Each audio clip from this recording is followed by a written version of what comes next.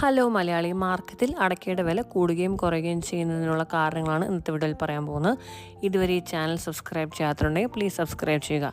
ആദ്യത്തെ കാരണം സപ്ലൈ ഡിമാൻഡാണ്. അതായത് അടയ്ക്ക ഒരുപാട് കൊടുക്കാനുണ്ടാവുകയും മാർക്കറ്റിൽ അതിൻ്റെ ആവശ്യം കുറയുകയും ഇത് തിരിച്ചു സംഭവിക്കുകയും ചെയ്യുന്നതാണ് വില വ്യത്യാസം വരാനുള്ള കാരണം. രണ്ടാമത്തേതായത് കാലാവസ്ഥ, വരൾച്ച വെള്ളപ്പൊക്കം ഉണ്ടാവുകയും വിളവ് കുറയുകയും വില കൂടുകയും ചെയ്യുന്ന അവസ്ഥയാണ്. മൂന്നാമത്തത് ആളുകൾ ആരോഗ്യപരമായ ജീവിതശൈലി നയിക്കാൻ തീരുമാനിക്കുകയും ചെയ്യുമ്പോൾ അടയ്ക്ക പോലുള്ള സാധനങ്ങളുടെ വില സ്വാഭാവികമായി കുറഞ്ഞു വരാറുണ്ട്. നാലാമത്തതായി കാണിക്കുന്നത് റിസഷനാണ്. അതായത് അടയ്ക്ക പോലെ ലക്ഷറി ഐറ്റംസിൻ്റെ ഡിമാൻഡ് കുറയുകയും അങ്ങനെ വില കുറയുകയും ചെയ്യുന്നൊരവസ്ഥയാണ് റിസഷൻ മൂലം സംഭവിക്കുന്നത്.